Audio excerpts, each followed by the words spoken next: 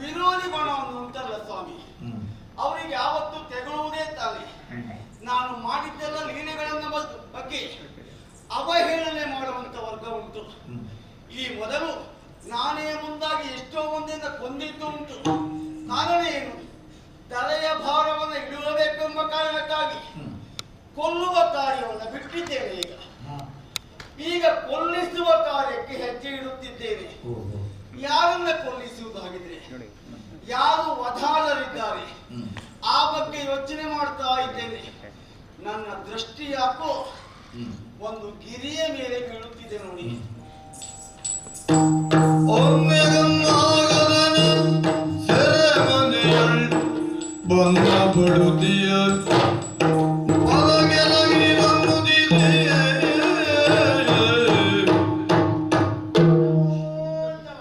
ಶುಭವಾಗಲಿ ಹೇಳು.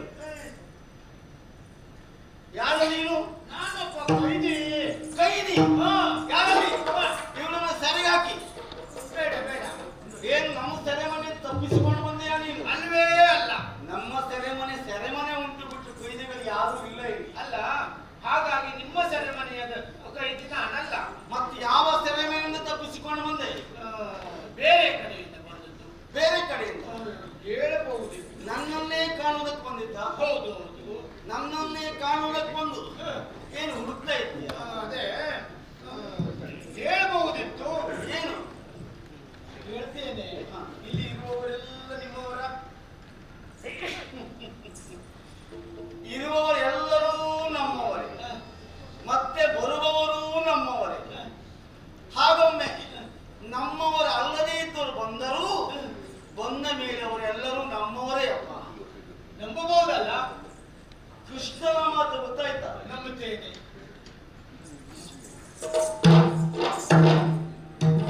ಇದೆಂತ? ಇದು ವೇಷ. ವೇಷವ? ಯಾರನ್ನು ಮೋಸ ಮಾಡ್ಲಿಕ್ಕೆ? ವೇಷ ಮಾಡುವವರೆಲ್ಲ ಮೋಸ ಮಾಡುವುದಾದ್ರೆ, ವೇಷ ಮಾಡುವರೆಲ್ಲ ಮೋಸಗಾರ ಅಂತ ಹೇಳುವುದಿಲ್ಲ ನಾನು.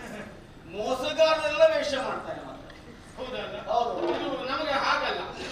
ನಮಗೆ ಆದ ಮೋಸವನ್ನು ತಪ್ಪಿಸಿಕೊಳ್ಳುವುದಕ್ಕಾಗಿ ಮಾಡಿದ ವೇಷ. ವೇಷ ಮಾಡುವಲ್ಲಿ ಮೂರು ವರ್ಗ ತಾನೆ.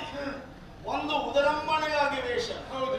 ಇನ್ನೊಂದು ಆಗುವ ಮೋಸವನ್ನು ತಪ್ಪಿಸಿಕೊಳ್ಳುವುದಕ್ಕೆ ಬೇಕಾಗಿ ವೇಷ. ಮತ್ತೊಂದು ವೇಷ ಮಾಡುವುದೇ ಅವರಿಗೆ ಹವ್ಯಾಸ ಇರ್ತದೆ. ಇದು ನಮಗೆ ಆದ ಮೋಸ ತಪ್ಪಿಸಿಕೊಳ್ಳುವುದಕ್ಕೆ ಮೂರನೇ ಸಾಲಿನ. ಹಾಗಿದ್ರೆ ಆದ ಮೋಸ ಅಂದ್ರೆ ಮತ್ತೊಬ್ಬರಿಂದ ಮೋಸ ಆಗಿದೆ ಅಂತ ಆಯ್ತು. ಹೌದು ದೇವರೇ. ಏನು ಹೇಳು? ಓ ದೇವರೇ, ಮುರವೈರಿ ನಾರೀದಯ್ಯ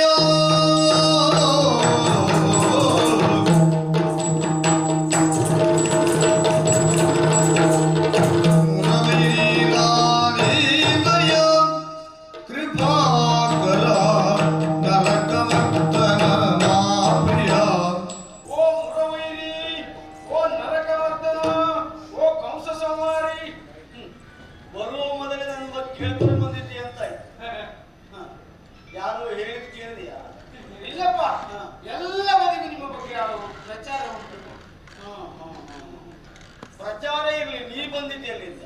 ನಾನು ಬಂದದ್ದು ಮಗದದಿಂದ. ಗಿರಿವ್ರಜ ಪಟ್ಟಣದಿಂದ ಬಂದೆಯಾ ನೀನು? ಹೌದು ದೇವರೇ. ತಪ್ಪಿಸ್ಕೊಂಡು ಬಂದೇನಾ? ಇಲ್ಲಪ್ಪ, ಮತ್ತೆ ತಪ್ಪಿಸಿಕೊಂಡು ಬಂದದ್ದಲ್ಲ. ಹಾಗೆ ನಾವು ಬರುವುದಕ್ಕೆ ಕಾರಣ ಉಂಟು. ಅಂದ್ರೆ ನಿಮ್ಮಿಂದ ಒಂದು ರಕ್ಷಣೆ ಆಗಬೇಕಾಗಿದೆ ನನಗೆ. ಅಲ್ಲ, ಕೈದಿಗಳಿಗೆಲ್ಲ ರಕ್ಷಣೆ ಕೊಡುವುದಿಲ್ಲ ನಾನು. ಯಾವ ಅಪರಾಧವನ್ನ ಮಾಡಿ ನೀವು ಸೆರೆಮನೆಗೆ ಹೋಗಿದ್ದು? ಸತ್ಯ ಹೇಳ್ತೇನೆ ದೇವರೇ, ಯಾವ ಅಪರಾಧವನ್ನೂ ನಾವು ಮಾಡಿದವರಲ್ಲ. ಅಷ್ಟು ಆಳ ಇತ್ತೆ ನಾನು ಆಡಳಿತ. ನಾನು ಅಪರಾಧಿಗಳು ಹೊರಗಿರುವುದು, ನಿರಪರಾಧಿಗಳು ಒಳಗಾಗುವುದ? ನಮ್ಮನ್ನು ಹಾಗೆ ಮಾಡಿಸಿದ್ದು ಅವ. ಹೌದು. ನಾವು ಒಂದು ದೇಶದ ಅರಸರು ನಾವು. ಹೌದು. ನೀನು ಇದ್ದವನೇ ಆಗಿದ್ರೆ ಏನ್ ಮಾತಾಡ್ಕೊಂಡ್ಯೋ? ಏನ್ ಹೇಳುವುದು ನೋಡಿ. ಓ ಆಗಾಗ ಆಗಾಗ ದಂಡೆತ್ತಿ ಬರುವುದು. ನಾವು ಸೋತರೂ ಸಹ ಕಪ್ಪವನ್ನು ಕೊಡುವುದು ಹೌದು, ಕಪ್ಪದೊಟ್ಟಿಗೆ ನಮ್ಮನ್ನು ಎಳುತ್ತದ್ದು ಹೌದು. ಸೋತು ಶರಣಾದರೂ ರಕ್ಷಣೆ ಕೊಡದೆ ಸೆರೆಯಲ್ಲಿಟ್ಟಿದ್ದಾನೆ.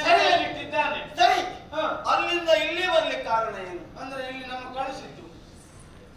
ಹೌದು. ನಮ್ಮವರೆಲ್ಲ ಸೇರಿ ನಾವು ಇದ್ದದ್ದು ಒಬ್ಬವನೇ ಅಲ್ಲ.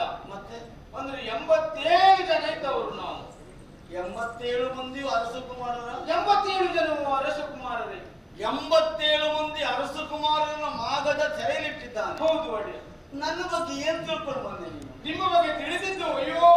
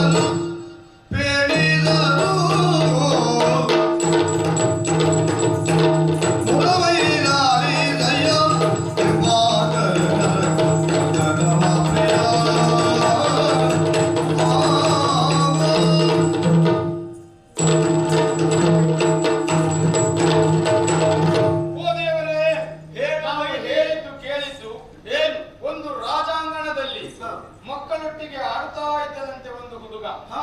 ಆ ಹುಡುಗ ಆಡುತ್ತಿರುವಂತಹ ಸಂದರ್ಭದಲ್ಲಿ ವೃದ್ಧೆಯೋರ್ವಳು ಮೂಟೆಯನ್ನು ಎತ್ತು ನನ್ನ ತಲೆಯ ಮೇಲೆ ಇಡುವಂತೇಳಿ ಹೇಳಿದಳಂತೆ.